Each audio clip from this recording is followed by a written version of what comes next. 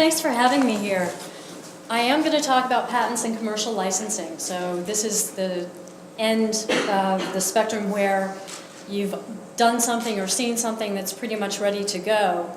I will say a bit about TCP, which is the Office of Technology Commercialization and Partnerships. Our mission is to effect technology transfer. It's wonderful to do things in the laboratory, but I think anyone who's tried to take an experiment much farther has discovered that there's this transfer frictional loss, if you will. It takes a little while to learn to do things at a larger scale or under different conditions. Licensing patented properties is one mechanism that we use to transfer technology from B&L to the greater world out there. We also use papers that you write because that tells a story as well.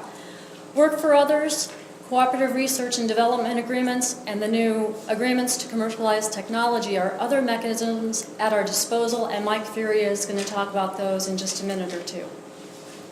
I'm just going to focus on patent licensing. So our portfolio facts, we've got over 250 portfolio items, US patents, over 500 patent documents, those are publications or issued patents worldwide, some of them going back quite a few years. We've licensed over 80 patents. We have 400 active license agreements right now, many of them around one technology that's biomedical or biology technology. And 90 of those license agreements have resulted in products being produced, which gives us a commercialization ratio of about 35%, which is not bad for an early stage discovery type laboratory like B&L is. And we got in from those licenses about $3.6 million last year. So it's not about the money, but it's always about the money, right? For each intellectual asset portfolio, by which I mean, say, nanoparticle electrocatalysts, we might have 8 patents issued and a few more pending. So for each one of those little sub-portfolios, we'll come up with a commercialization plan internally in my office, and we want to target commercialization and partnership opportunities. So if I have graphene patents and patent applications, I'm going to talk to Elena, for example. And so that's sort of my job. I'm a matchmaker between the inventors and the customers, if you like. CFN actually is remarkable in that it leads all B&L departments in pending patent applications. I just took a snapshot on the 19th of December. And that's for a department that really didn't exist 6 years ago when I got to the lab. So the CFN is very prolific, not just in papers with high impact, but also with inventions. And these are inventions that we think can go someplace. In fact, BSA, which is Brookhaven Science Associates, only retains title to what we believe are commercializable inventions. Brookhaven Science Associates is a joint venture of Stony Brook University and Battelle Memorial Institute, and it's a joint venture that's an LLC, and it's the managing and operating contractor for B&L. So it's the legal entity that signs my paycheck and most of the scientists' paychecks, but it's also the entity that you would make an agreement with if you were going to license one of our technologies. Okay, so BSA, B&L, they're really synonymous. But when we get a record of invention, we investigate its patentability and its commercial potential. If both of them look good, then we'll file a provisional patent application. That gives us 1 year to look around and see if things are as we thought they were.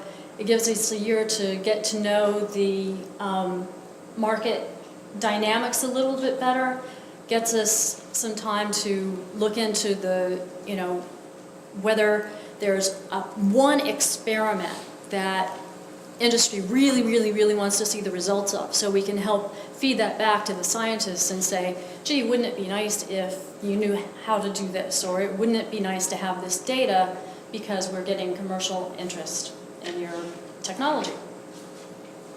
So we can license patents, patent applications, and copyrights, and I think Lars Husebo is going to talk a little bit more about our intellectual property protection and those plans. He's a patent attorney, and he'll be speaking after Mike. But what we do in my office is we start marketing the application right away. We'll put up a non-proprietary, non-enabling disclosure on our website to see if there's commercial interest in the general idea behind the invention. Once we have a patent application on file, we may publish a data sheet. In the meantime, the scientists have been patiently waiting to submit their journal articles, and those are being published in the intervening year. So we have a lot of information out there to give potential licensees. Our main marketing tool is our website, and we can also be found on the Department of Energy's innovation portal and on iBridge, which has just entered a new phase, and I'm not sure what the new URL is going to be, but iBridge is still out there for now. We can offer both non-exclusive and exclusive licenses. Exclusive licenses are usually in a particular field of use. So an example might be one company wants a photovoltaic material for consumer products, another wants to put it in utility size installations. So you would want to separate those two uses. They're different kinds of companies, they're not going to compete. So we like to make sure that the technology is deployed. Remember that our mission is to transfer the technology to the US economy, so we want to make sure it can be used as broadly as possible. Meanwhile, commercial companies want the exclusivity that goes with patent rights in order to protect their position and give them an advantage in the marketplace. That's why we have patents. So we really like to license things that can be used broadly on a non-exclusive basis. That would be things like laboratory tools or methods of making a certain device or structure that can be easily understood and used by a lot of people. You know, that would be a non-exclusive type license. But we recognize that for the high-value commercial applications, they will be exclusive. We can also offer exclusive licenses to non-US domiciled corporations. It's a little more difficult, but there's not really any barrier to it other than completing the right paperwork. Our terms are pretty flexible, and we like to think that they're appropriate to the maturity of the potential licensee. So the commercial licenses typically include upfront payments, running royalties, and reporting requirements, because we need to know that our patent properties are being used, or at least more research is ongoing to develop the technology to the point where it can be a product or a service. For exclusive licenses, we include patent cost reimbursement at some level and minimum annual royalties or license maintenance fees. These are all mostly to make sure that the licensee is being diligent in trying to deploy the technology, because we don't want to license something that's just going to be put on the shelf to be used defensively. For startups, we can take equity. If a cash-poor startup comes to us, we're not going to slap them with a $100,000 patent reimbursement fee right up front, because they need that money to do their own experiments, to get their own products out the door, to do their own IP, their own patenting and licensing structure, or whatever they're going to do. So that's what I mean about being flexible. We can take equity in partial lieu of cash for some of these things. We often pair our licenses with collaborative research agreements because, as I said, we end up producing early-stage technology. If you're familiar with technology readiness levels, our technology is generally around 2 to 4. let's say. And you want to get it up to the 6 to 7 level before you can really get an investor interested in it. So there's a gap there. And part of that gap can be closed if you work with BNL scientists either at the CFN or at the light source or at any of our facilities, but especially if you leverage the CFN's capabilities and facilities, you can get a long way toward product development, and I think you've seen some examples of that. The industrial partner should have some R&D infrastructure.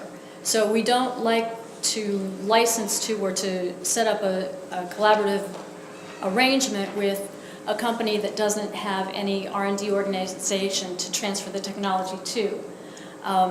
But personnel exchanges are possible and they're actually encouraged. It's a very good way to come here, see how our scientists work with our scientists, and